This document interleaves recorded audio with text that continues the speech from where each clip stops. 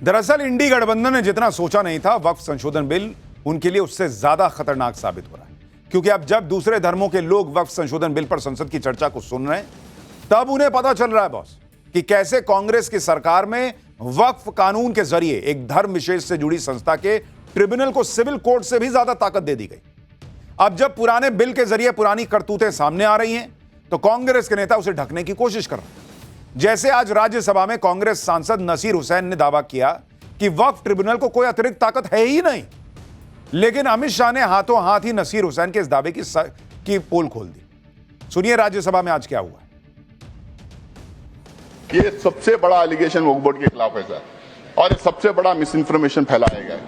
आज भी यहां पे बोल रहे थे कि वक्फ बोर्ड कोई भी जमीन को अपनी जमीन डिक्लेयर कर सकती है। क्या हिंदुस्तान में लॉ नहीं है? क्या रेवेन्यू रूल्स नहीं है? क्या प्रॉपर्टी रूल्स नहीं? मतलब कहीं पे भी हम टवल डाल दें और हमारी बना लें। हम ट्रेनों में चलते हैं, ट्रेनों में नमाज पढ़ते हैं, फ्लाइट्स में नमाज पढ़ते हैं, तो नमाज पढ़ ले तो क्या ट्रेन हमारी हो गई? क्या फ्लाइट हमारी हो गई? क्या वक्फ में उसको लिखवा दें? वक्फ को जो पावर दिया था, अगर वक्फ बोर्ड के सामने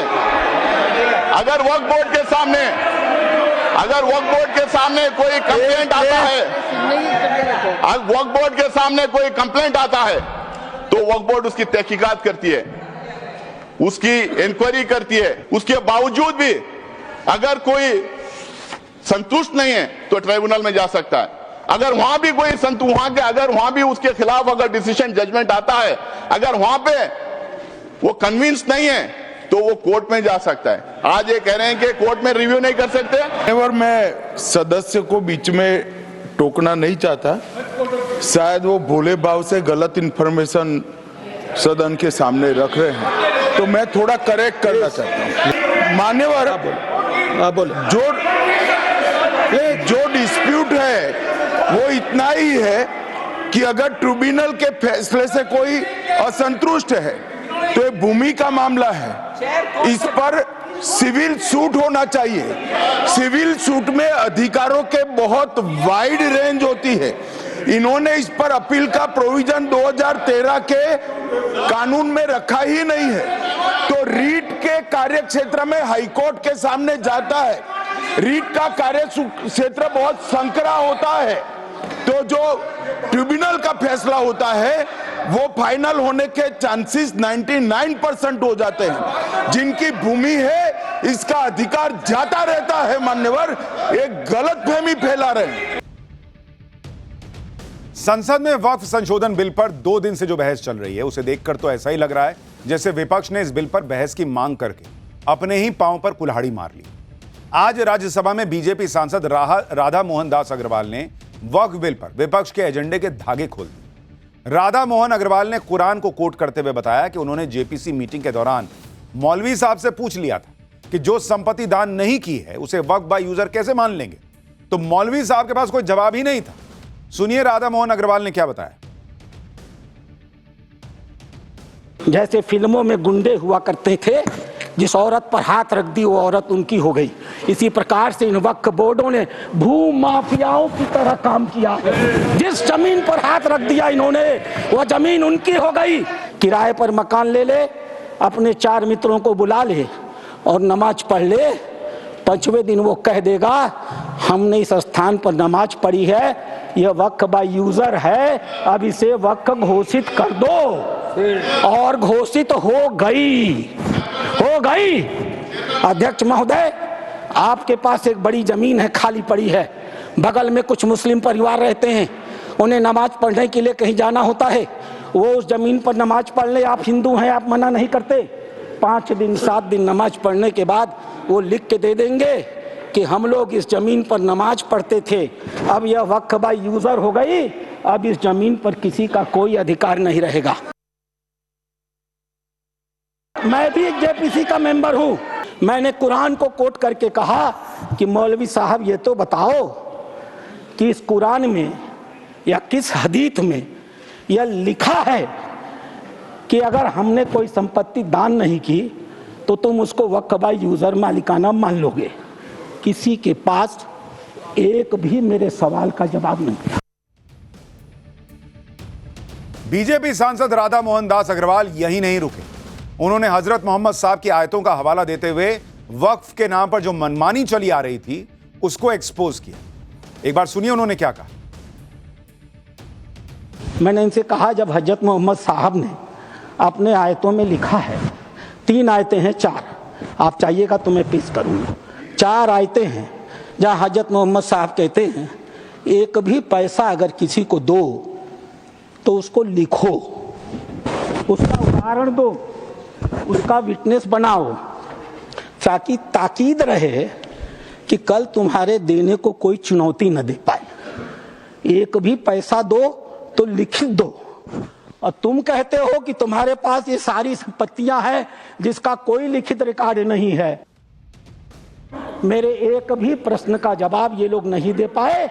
खाली मुझे कहते थे कुरान पढ़ते हैं मौलाना है, कुरान पढ़ते हैं मौलाना है। अरे कुरान मैं पढ़ता हूं, तुम तो मुसलमान हो, बचपन से पढ़ते हो ना। मैं पढ़ूं और बताऊं कुरान में क्या लिखा है? मार हो जाएगी, मार। ये हिंदू की भलमनसाहत है जो कुरान पढ़ के तुम्हें बताता नहीं है। आप सोचिए, वक्फ के नाम पर यही खेल चल रहा था जिसका कोई लिखित रिकॉर्ड तक नहीं, उसको भी वक्फ की संपत्ति मान लिया गया। आप वक्फ बिल के विरोध के पोस्टर बॉय बने असदुद्दीन ओवैसी का एक पुराना बयान सुनिए। ओवैसी खुद मंच पर खड़े होकर बता रहे हैं कि यूपी के अंदर 90% से ज्यादा वक्फ की जमीन के कागज तक नहीं है। सुनिए एक बार ओवैसी को। ये अगर कानून बन जाएगा, उत्तर प्रदेश में 1,21,000 वक्फ की प्रॉपर्टीज है, 1,12,000 के पास कागज ही नहीं है। वक्फ यूजर खत्म हो गया तो जायदादें कौन लेगा? वो जायदादें कौन लेगा बताओ? तुम्हारे पास लीगल उसके ऊपर इख्तियारी नहीं होगा, कोई भी घुस जाएगा। वक्फ यूजर निकाल दिए। ये ओवैसी हैं बॉस, खुद बता रहे हैं कि यूपी में 90% से ज्यादा वक्फ की संपत्तियों के कागज नहीं है। तो वो संपत्ति वक्फ की कैसे हुई?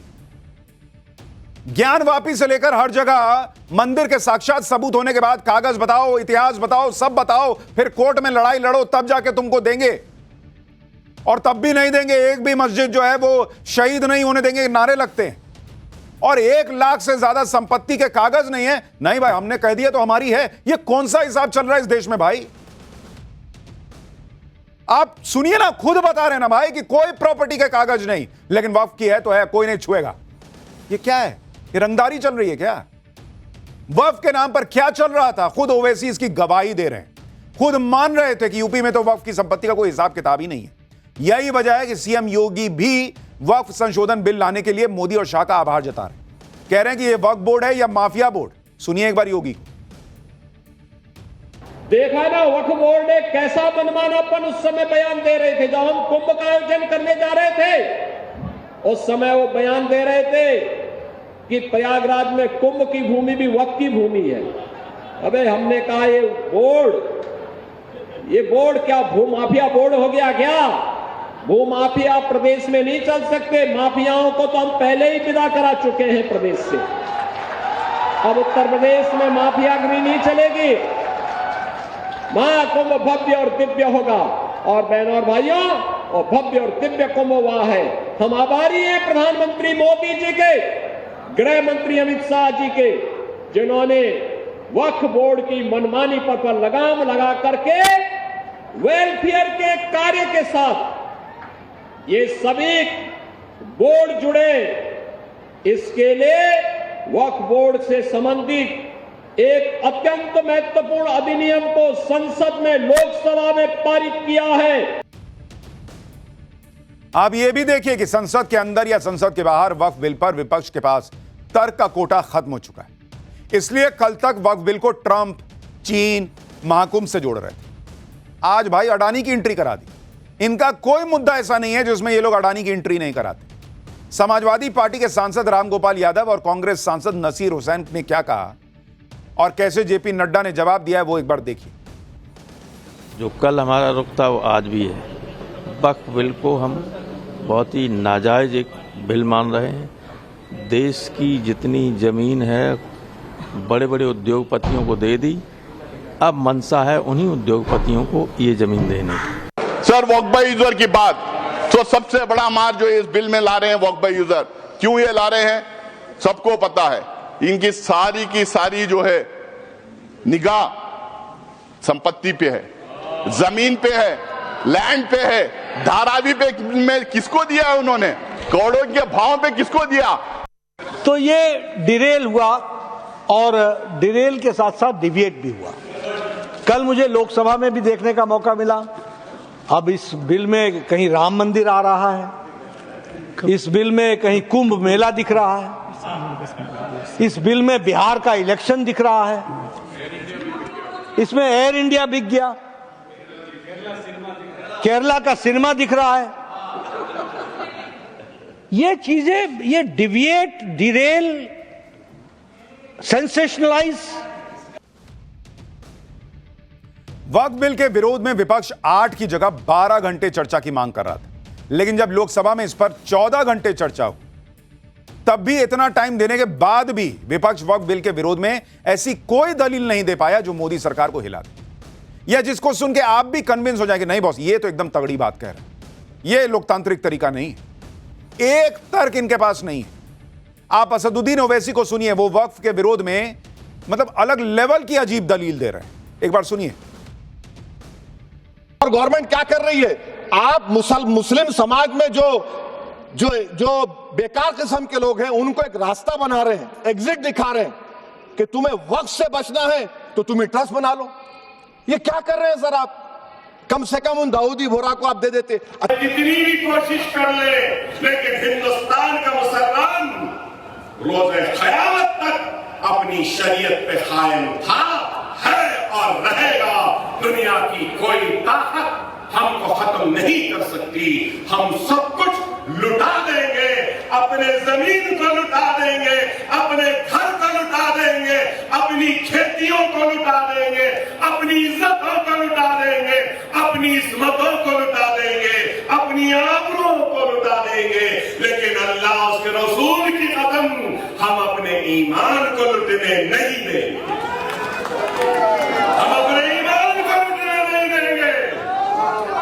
अगर कोई समझ रहा है कि हमको लूट कर कमजोर कर देंगे, तो ऐना समझ लूट ले जितना लूटना है, लेकिन तेरे पास इतनी ताकत नहीं कि तू हमारे ईमान को लूट सके। फिल्मी डायलॉग बाजी चल रही है भाई। और अगर वक्फ बोर्ड शरीयत के हिसाब से धर्म का हिस्सा है, तो बहुत सारे इस्लामिक देशों में क्यों नहीं है? बताएं ये लोग। दरअसल असदुद्दीन ओवैसी हो या दूसरे मुस्लिम नेता या मौलाना, सब वक्फ बिल पर इसलिए इधर उधर की बातें कर रहे हैं क्योंकि अब इन पर ही उंगलियां उठ रही। गंभीर आरोप लग रहे हैं कि ये वक्फ की संपत्ति को दबा कर बैठे। आप ओवैसी पर उत्तराखंड वक्फ बोर्ड के चेयरमैन शादाब शम्स के दावों को सुनेंगे तो हैरान रह जाएंगे। लोग वक्फ अमेंडमेंट एक्ट का विरोध कर रहे हैं। ये मुसलमान नहीं, ये पॉलिटिकल मुसलमान है और ये असल में इंक्रोचर हैं वक्फ के। आप ऊपर से लेके नीचे तक जितने मुस्लिम पर्सनल लॉ बोर्ड के मेंबर्स हैं, जितने ये मुस्लिम तंजीमें चल रही हैं या जमात है या जो लोग साथ में आए हमदर्द बन के दिखा रहे हैं या ओवैसी साहब हैं, ये सब लोग वक्फ के इंक्रोचर हैं। करिए तो बताइए, वक्फ बोर्ड की संपत्ति 200 बीघा के ऊपर अकबर अहमद डंपी का कब्जा है, कांग्रेस के यूथ संजय गांधी जी के साथी उत्तराखंड के अंदर, जहां 200 बीघा में रिसोर्ट बनाया हुआ है। दूसरे इनके सांसद सईदुज्जमा जो मुजफ्फरनगर से सांसद थे, कलियर के अंदर बंगला कब्जा के बैठे हैं वक्फ का। क्या है भाई? असदुद्दीन ओवैसी 8 रुपए एकड़ के किराएदार हैं साल के, 1000 बीघा जमीन।